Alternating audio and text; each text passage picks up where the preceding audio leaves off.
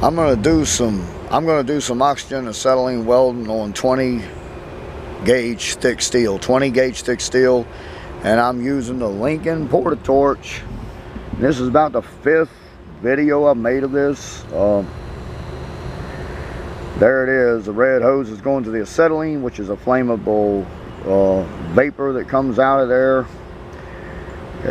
And the green hose is going to the oxygen, which mixes with the acetylene and makes the fire flame hotter, up to 6,000 degrees Fahrenheit, 6,000 degrees hot. And there's the flamethrower with the red hose and green hose. The red's the acetylene, the green is the oxygen. Of course, then you turn it on with those little knobs. And let me get this going. Oh, I'm trying to make the best video I can of welding the thin steel together with fire flame, classical acetylene and oxygen flame welding, or acetylene and oxygen fire flame fusing.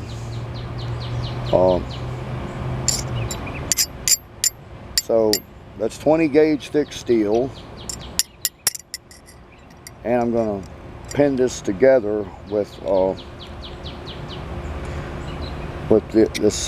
these welding vice grips pliers. Welding vice grips pliers. Let me turn this around. So I'm going to grip this, get a grip on this metal, and tack it and weld it, and video this and see how it turns out.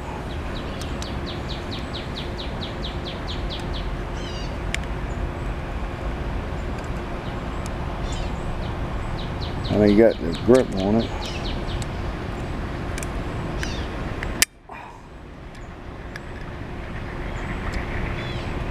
Wow. So there it is. Well, let me set it over here while I light the acetylene flame up again for the 50th time. I don't know if it's been that many. Turn it on, turn the acetylene on, red hose acetylene, turn this knob counterclockwise in the direction a clock that tells time does not turn. So,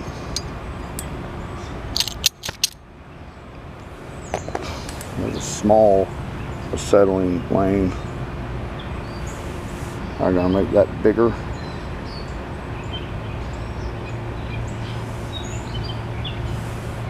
There it is.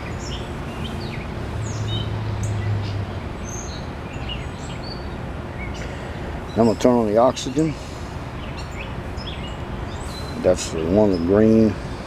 Turn that knob counterclockwise, and you turn this knob, both knobs, you turn the acetylene knob and the oxygen knob in the direction that a clock would turn going backward. You turn the oxygen knob and the acetylene knob in the direction that the hands of a clock would be turning if they were turning backwards, like 12, 11, 10. And there.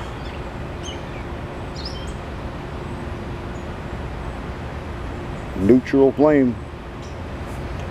That acetylene is getting low. I'm gonna take careful with it. And let me actually kind of slightly zoom this in.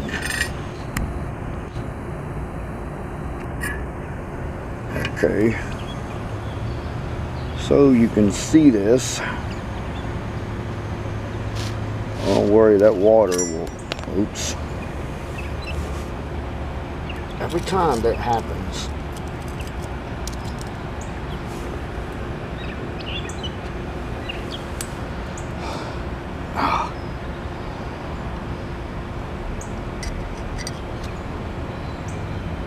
wow, that got hot very quick. Ouch.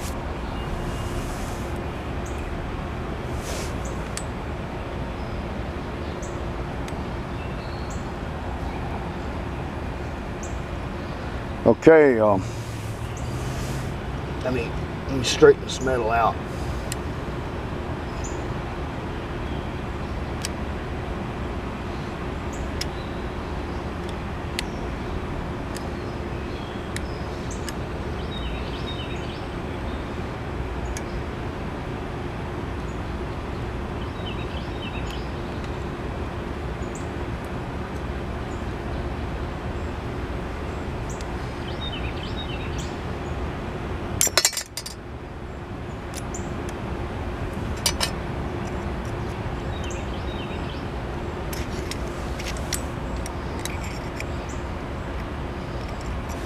Let's start over, put it back in there.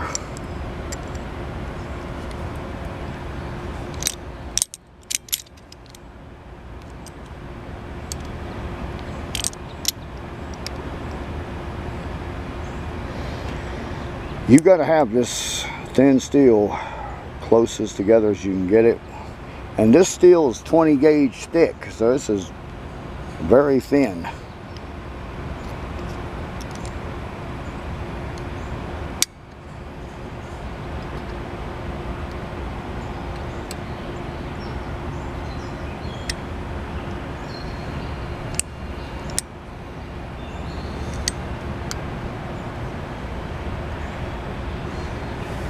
There it is. Let me grab this acetylene torch and try this again.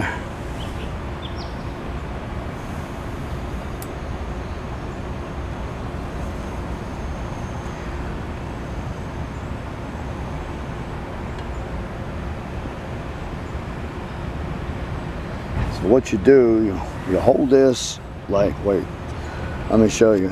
First you heat this up, okay, like this. But don't get it too hot, and then you hold this flame like at an angle like this, and you just go in and out with it, and it forms a molten pool of steel.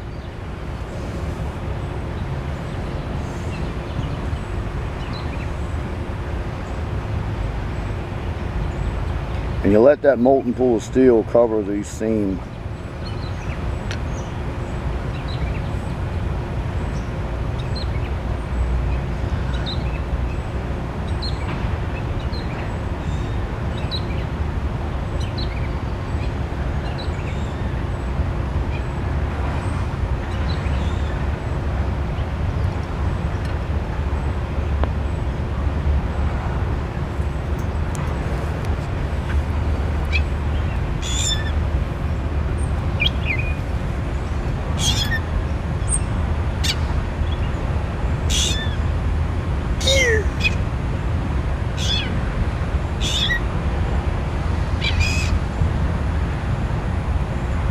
Got to keep moving in and out, moving this around until it gets a molten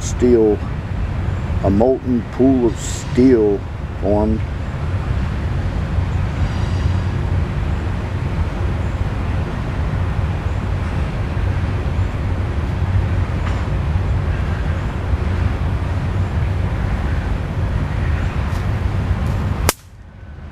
Oops. Got to increase the length of the flame. It's too short. Let me throw more acetylene on there. Now more oxygen. There. That looks like that ought to work as a longer neutral flame. See that blue? See that bright blue cone in there, coming out of the tip. Right close to the tip, that copper metal tip, that's what you weld with. So,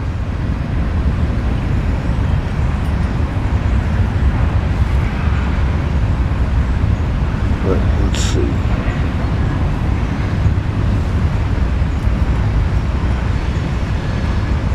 Just kind of angle it.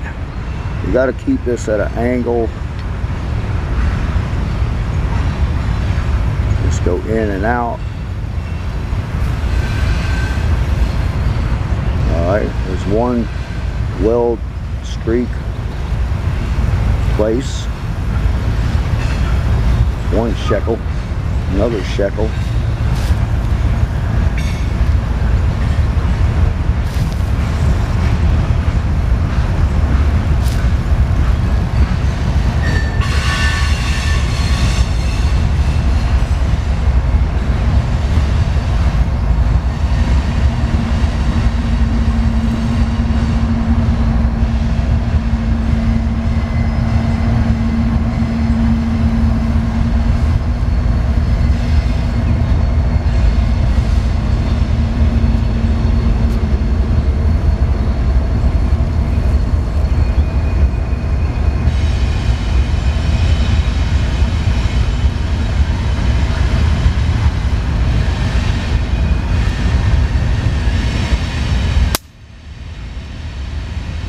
close.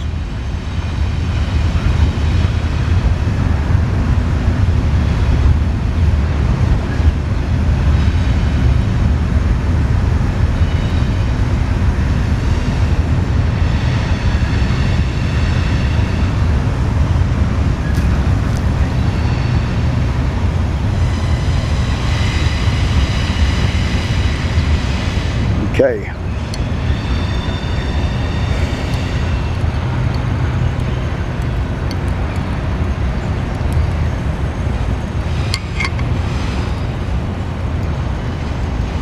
Turn this flame off now.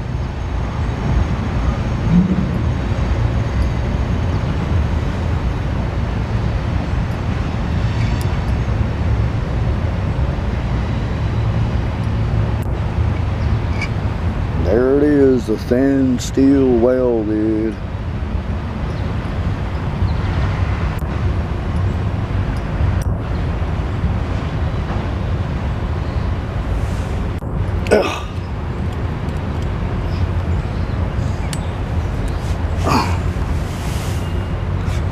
Let me move this camera where I can see in the back of it.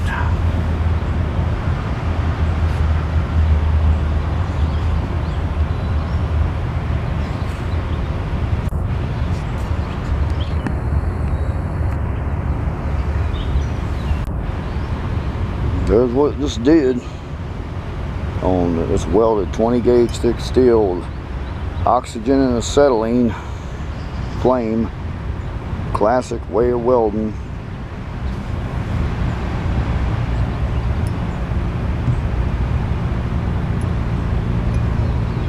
But it works.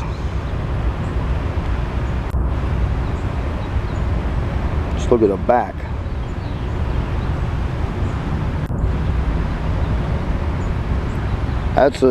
That would be about 80% penetration.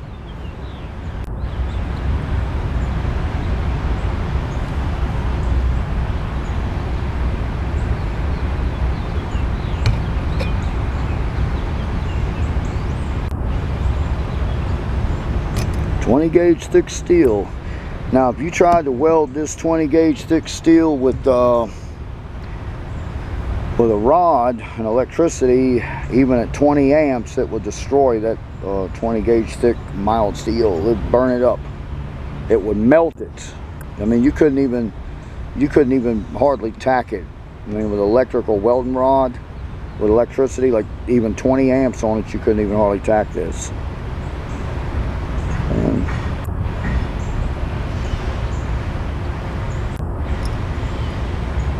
well, that's that.